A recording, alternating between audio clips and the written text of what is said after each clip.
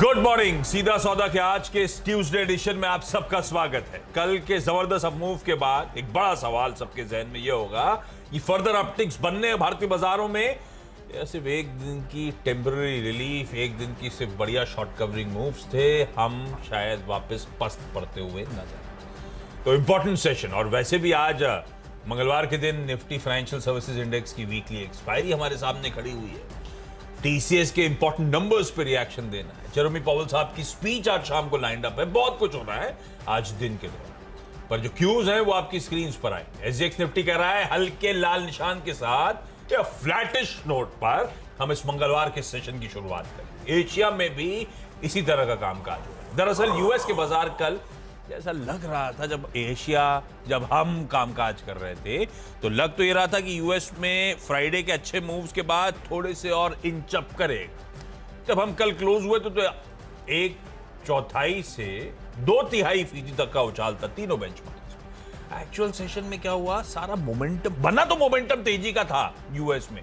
डाउ जो था कल इंडेक्स 300 पॉइंट एक समय मजबूत था, वो 300 पॉइंट ऊपर वाला दरअसल बंद हुआ फाइनली 100 पॉइंट नीचे जाके, तो घूम गया ऊपर से। ऐसे में हुआ क्या, पिच दिखाइए जरा हमारे लिए। पिच कैसी बन रही है और फिर इंटरनल समझेंगे, डिटेल में समझेंगे पिच कैसी है, आज का मूड कैसा है। पिच से हमारा मतलब होता है आमतौर पे कि आज के लिए ग्लोबल क्यूज दरअसल कैसे हैं।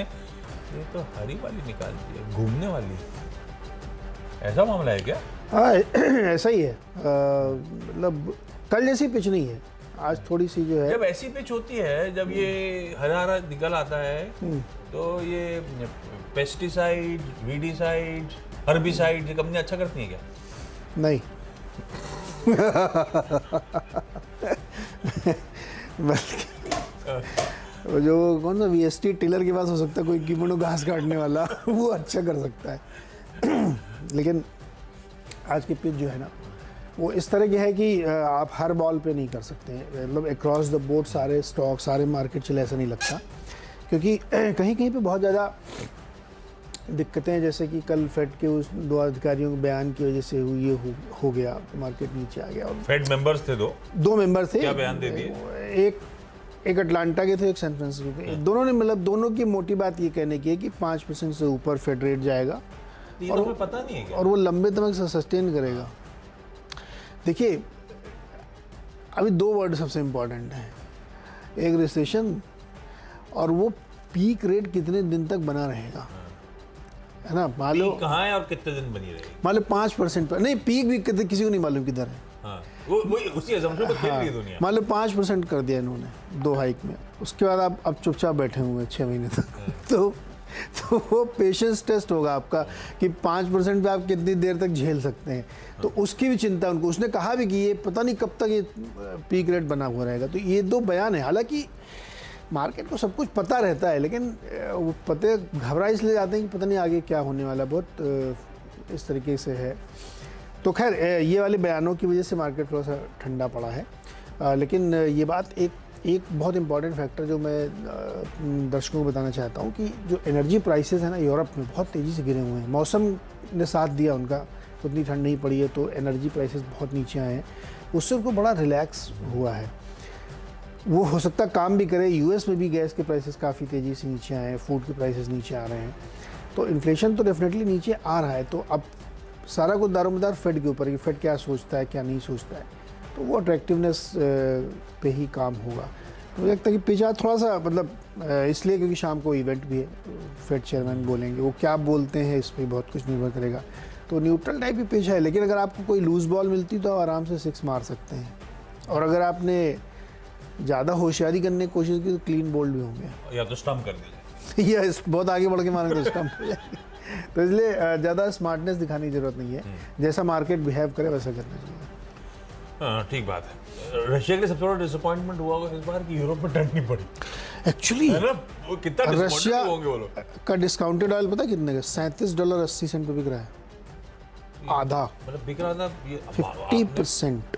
हम उठा रहे हैं अभी 37। हाँ बिल्कुल, कल का डेट है ये, इसीलिए मैंने OMC ले भी लिया आज टीम में। गजब है, इतना सस्ता तेल मिल रहा है। तो फिर OMC शुरू कर दी जाएगा आज। कहानी समझा दो उसी में आप। नहीं आप करो अच्छा पहले, मैं बीच शुरू में करूँ, समझाऊंगा। ठीक है।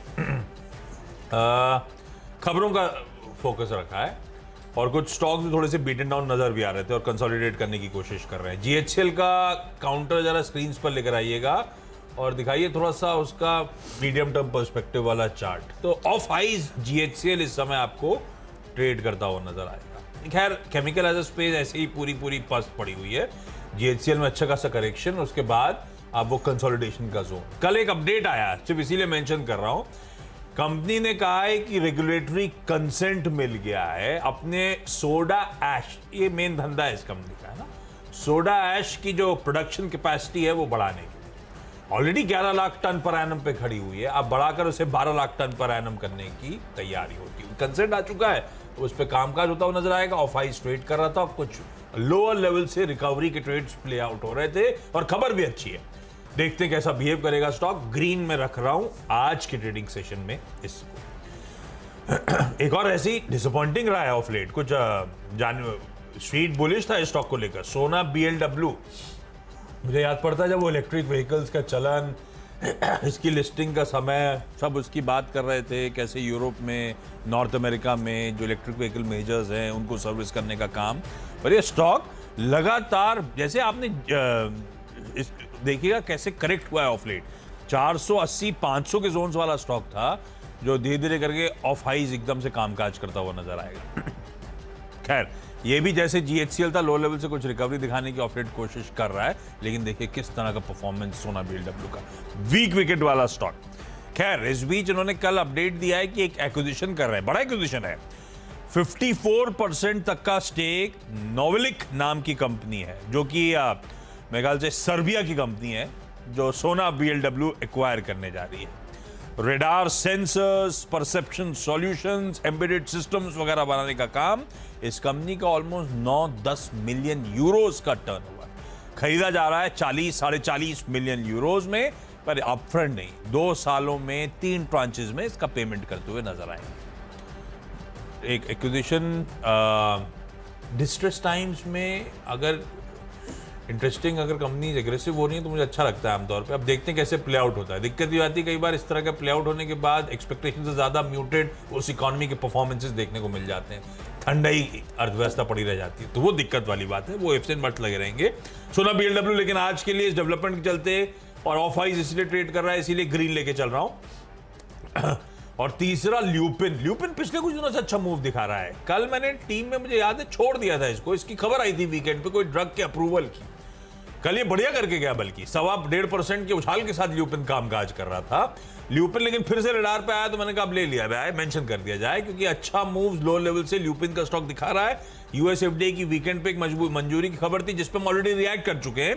उसके ऊपर इसको स्पेनिश मिनिस्ट्री ऑफ हेल्थ से एक अप्रूवल मिला है जो एडल्ट्स के लिए मायोटोनिक डिसऑर्डर्स को ट्रीट करने की दवा है। पहला लाइसेंस प्रोडक्ट इंडिकेशन है यूरोप में और कमर्शलाइज करेगा ल्यूपिन का पार्टनर स्पेन में जो है एक्सेल्टिस। खबर अच्छी, इन ग्रीन लेके चल रहा हूं तीनों स्टॉक्स को, जीएचसीएल को, सोना BLW को, ल्यूपिन को, अलग अलग न्यूज पैक्स के चलते। पर ये सब खबरें हैं, देखिएगा स्टॉक का बिहेवियर आज के सेशन में, एक्चुअल सेशन में कैसा रहता है, पर स्क्रीन पे ऐड करने के स्टॉक जरूर है। 3 हो गए क्या आपके? 3 हो गए। ओके, तो मैं 2-2 के चंक में बताऊंगा, जो कि खबरें 2-2 के हिसाब से। वो एमसीएक्स के लिए अच्छी खबर है, अभी हम लोगों ने जिक्र किया। IOC और BPC हमने लिया है, ले और बहुत सारे सकते हैं, लेकिन हमने कहा बहुत ज़्यादा कंसंट्रेशन अगर आप सेक्टर में करेंगे तो मान लो उल्टा पड़ गया तो कुछ नहीं हो सकता, तो 2 ही लिए, IOC BPC। अभी मैं जिक्र कर रहा था कि कच्चे तेल के दाम 80 के राउंड होंगे, 78, 79, 80, लेकिन रशियन ऑयल जो है बहुत तेज़ी से गिरा है, क्योंकि उनका जो उरल्स जो उनका ऑयल है वो $37.80 पे बिक रहा है। कल की जो लोडिंग हुई वो, कारण उसका ये है कि एक तो प्राइस कैप लगा दिया उन्होंने $60 का, तो उनको दे नहीं रहे हैं वो जिनको देना है उनको। दूसरा, वहाँ की डिमांड भी बहुत तेज़ी से गिरी, क्योंकि उतनी सर्दी हो नहीं रही, उतनी एनर्जी कंजम्पशन है नहीं वहाँ पे इस वक्त, जो एक्सपेक्टेड था कि बहुत ठंड पड़ेगी बहुत, वो तो उसके लिए दाम गिर गया। तो इनको वैसे भी डिस्काउंट करके बेचना था और वो डिस्काउंट मैसिव है इस समय। तो अगर आप ब्रेंट का भाव देखें तो उससे ऑलमोस्ट हाफ पे बिक रहा है क्रूड यहाँ पे। तो अब भारत को क्यों फ़ायदा होगा, क्योंकि हमारी कंपनियां ही वहाँ से इंपोर्ट कर रही हैं। तो चाहे वो IOC हो, BPC हो, HPC हो, रिलायंस इंडस्ट्रीज़ हो, तमाम इन कंपनीज़ को जो भी वहाँ से ले रही हैं, इनको इसका अच्छा गेन हो रहा है। तो इसलिए हमको लगता है कि BPCL और IOC, अच्छा धीरे धीरे अगर आप BPCL का चार्ट दिखाएं 3 महीने का, तो आपको समझ में आएगा कि जो बात मैं बहुत दिनों से कह रहा था कि वो कैसे तेज़ी से गेन कर रहे हैं। ये 80 रुपये पहुँच गया, एक समय मेरे ख्याल में 70 के आसपास एक पहुँच गया था। तो 10 रुपये की तेज़ी IOC में आ चुकी है। और BPC का तो इंटरेस्टिंग है, 340 पे है। ये देखिए 3 महीने में करीब 14% की ग्रोथ इसमें आ चुकी है। तो स्लोली ये कंपनियां ले रही हैं। और जो डिमांड वगैरह गिरी थी दिसंबर में डीजल की, अब शायद वहाँ से इम्प्रूवमेंट होता हुआ दिख रहा है। तो मुझे लगता है उसका फ़ायदा होगा। तो इसलिए दोनों ऑयल कंपनीज हमें लगता है कि अच्छा प्रदर्शन कर सकते हैं। सरकार को पैसा डायरेक्टली देने की जरूरत है नहीं, इनकी हेल्थ वैसी सुधरना शुरू हो गई होगी, एक्चुअली भरपाई होती चली जा रही है। मेरे ख्याल में डीजल पे शायद ₹1-2 का रह गया हो अंडर रिकवरी। कौन सी ब्रोकरेज का था, डीजल पे कुछ अंडर रिकवरी, पेट्रोल पे ओवर रिकवरी कर रहे थे ये लोग। और अभी अगर सस्ता प्रोक्योरमेंट शुरू हो गया तो इनकी बैलेंस शीट वापस रीस्ट्रक्ट हो गई होगी। बिल्कुल, क्योंकि प्राइस ना घटा रहे ना बढ़ा रहे, कुछ नहीं, तो वो उसका फायदा, और नीचे से दाम गिर रहे हैं, तो इसलिए इनको जो है अब नुकसान नहीं होगा मेरे ख्याल में। तो ये बड़ा इंटरेस्टिंग फैक्ट है। दो और बताता हूँ साथ, ज्वेलरी वाले स्टॉक है कल्याण और थंगामाइल। कल हमने 3 लिए थे, टाइटन नहीं चला, पता नहीं अच्छे नंबर के बाद नहीं, ये दोनों लेकिन चले थे, कल्याण और थंगामाइल। तो अब एक खबर आज छपी हुई है इकोनॉमिक टाइम्स में कि सरकार बहुत सारे आइटम्स में ना कस्टम ड्यूटी रिजेक्ट करने वाली है। वो एक लंबी लिस्ट है 25-30 कंपनी, उनमें से एक ज्वेलरी भी है। तो जो एक्सपोर्टर्स हैं ना, उनको इसका लाभ हो सकता है। तो इसीलिए मुझे लगता है इसी खबर के चक्कर में हो सकता है ये दोनों चल रहे हो। टाइटन बेचारा नहीं चल पाया। टाइटन तो प्रॉफिट टेकिंग के उसमें आ गया होता है, तो प्रॉफिट टेकिंग भी हो सकता है। एक तो तरह के धंधे हैं उसमें, खाली ज्वेलरी। इवेंट के दिन बड़ा मुश्किल हो जाता है जज करना, अच्छी खबर पे लोग ये बिल्कुल सही है।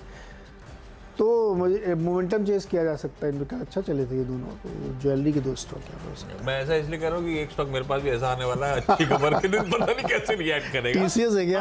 TCS है। मेरी हिम्मत नहीं पड़ी एक भी आईटी लेने की। वो हिम्मत, फिर मैंने कहा कि जो बताना है वो बताने का तरीका हो जाएगा, टीम में मेंशन कर देता हूँ, बाकी स्टॉक हम लोग वॉच आउट करेंगे, कोई एग्रेसिव ट्रेड नहीं लेंगे। टाटा मोटर्स और टाटा मोटर्स का DVR, डिफरेंशियल वोटिंग राइट, दोनों मेंशन कर रहा हूँ। कल भी रखा था टीम में, कल निफ्टी के खुलने के साथ टॉप परफॉर्मर्स में था, बढ़िया मूव था। कल ग्लोबल सेटअप के चलते लिया था और उस बीच कुछ डेवलपमेंट्स रिपोर्ट की। एक तो मैंने आज सुबह मॉर्निंग कॉल में इवेंट्स कैलेंडर मेंशन करा था, उसमें क्या बताया था, टाटा मोटर्स जो सानंद में फोर्ड की फैसिलिटी एक्वायर कर रहा था, आज वो कंप्लीशन होना है ट्रांजैक्शन का। बढ़िया 3 लाख यूनिट्स पर ईयर की मैन्युफैक्चरिंग कैपेसिटी इसके पास आ रही। पर ज्यादा इंपॉर्टेंट, कल क्वार्टरली अपडेट आया JLR सेल्स का, जैगुआर लैंड रोवर का। होलसेल जो है 3rd क्वार्टर में राइज कर रही है, क्योंकि कंपनी कह रही है जो चिप सप्लाई की सिचुएशन है ग्रेजुअली इंप्रूव होना शुरू हुई है, उसका भरपूर फायदा है। तो होलसेल जो है Q-on-Q 5.7% का improvement, even year on year 15% के आसपास का इंप्रूवमेंट है। नई रेंज रोवर स्पोर्ट, इनका प्रोडक्शन और इनकी डिमांड बढ़िया चल रही है। दूसरा, रिटेल सेल जो क्लाइंट्स को करते हैं उसमें इजाफा है, 84-85,000 पे पहुंचती हुई आपको वो रिटेल सेल्स के नंबर्स नजर आएंगे।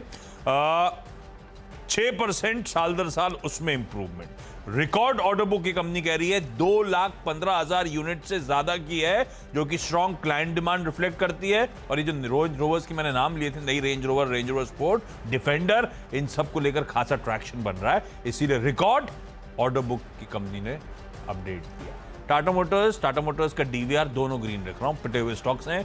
कल लेकिन ध्यान रखें ऑलरेडी अच्छे मूव्स डिलीवर करके गया हुआ है, फिर भी देखते हैं आज शायद इस डेवलपमेंट से चलते रखना तो लॉजिकली ग्रीन ही चाहिए।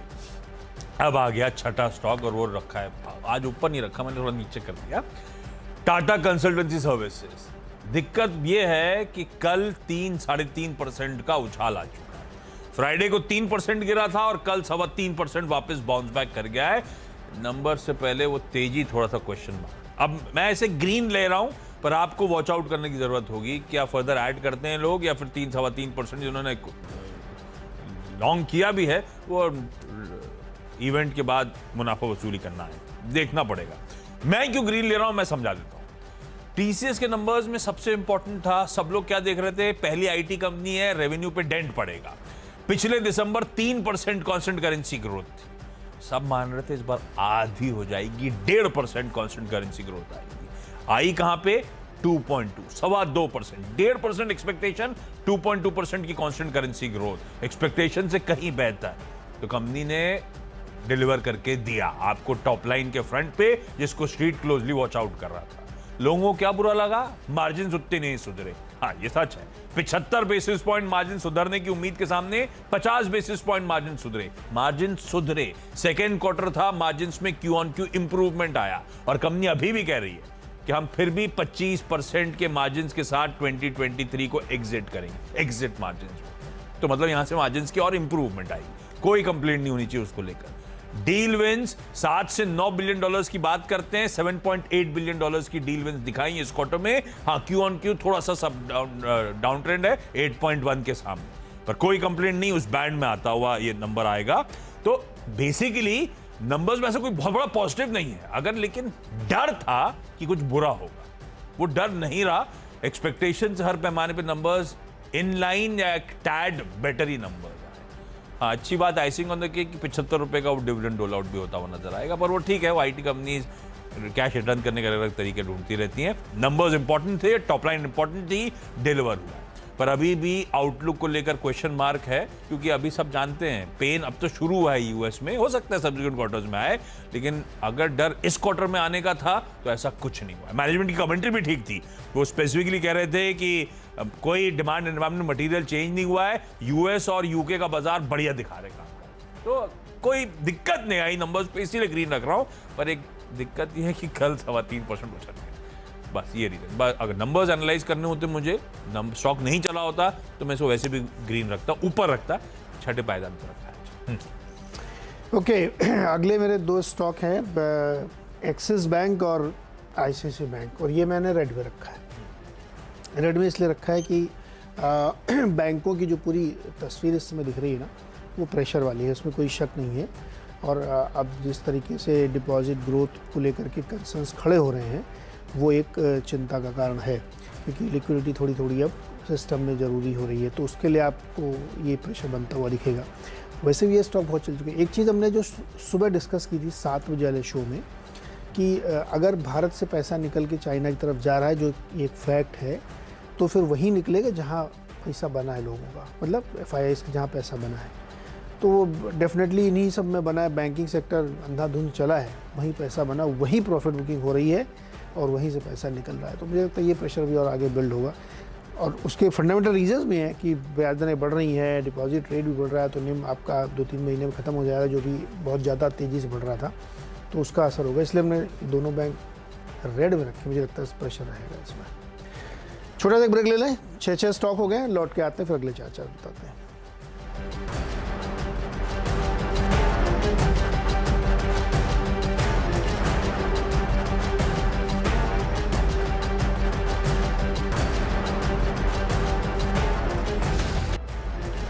अगले 4 स्टॉक्स में बैंक ही रखा है, इसमें कर्नाटक बैंक, इंडियन बैंक, और हमें लगता है कि भी और इसमें प्रेशर बनता हुआ दिखेगा बैंकों में। और जैसे हमने कहा था कि लगातार एक दबाव बना ही हुआ है, तो बैंक स्टॉक्स पे देखिए, कर्नाटक बैंक कितना 152 पे चल रहा है, डिपॉजिट की दिक्कत इनके पास भी आ रही, लिक्विडिटी की मुश्किलें आ रही, तो ये प्रेशर रहेगा, इसलिए हम इनको भी हमने रेड में ही रखा है। अगले 2 स्टॉक KRBL और LT फूड्स हैं, चावल वाली कंपनी। इसको इसलिए रखा है कि एक खबर की है कि सरकार हो सकता है कि रिस्ट्रिक्शंस हटा दे राइस एक्सपोर्ट पे जो लगे हुए हैं, क्योंकि अब सिचुएशन नॉर्मलाइज हो गई है, तो सेंटिमेंट के तौर पे मुझे लगता है इनको फायदा हो सकता है। यस, बहुत कम समय बता रहे हैं डॉक्टर साहब, डेटा डराते रहते हैं। अच्छा, 3 स्टॉक वैसे मेरे एक ही कड़ी के हैं। कल वो अपडेट आ रहे थे, पहले अपडेट आने शुरू हुए थे, केरला में कुछ दिक्कतें आ रही हैं एवियन फ्लू को लेकर, बर्ड फ्लू को लेकर। कल शाम तक अपडेट्स ये आए कि केरला हेल्थ डिपार्टमेंट ने 3 स्टॉक से दिखाना शुरू करी, वेंकीज SKM एग्स रेड और हेस्टर बायो जो एनिमल वैक्सीनेशन जो दवाओं की कंपनी है उसको ग्रीन। केरला हेल्थ डिपार्टमेंट ने कल डायरेक्शंस इशू करें तमाम डिस्ट्रिक्ट्स को कि अलर्ट पे रहें, एवियन फ्लू के डिटेक्शन कुछ स्टेट के कुछ पार्ट्स में दिखा गया, और नेसेसरी ऑर्डर्स दे दिए गए हैं पोल्ट्री को कल करने के लिए, पेट बर्ड जो अफेक्टेड हुई है उनको कल करने के लिए, अंडे, मीट, बर्ड फीड सब डिस्ट्रॉय करने के लिए। थोड़ा सा तो सेंटिमेंट अभी देखते हैं, too early to take days के लिए, लेकिन ठीक है। वेंकीज और एसकेएमएक्स के लिए रेड लेके चल रहा हूँ और हिस्टर बायो को ग्रीन।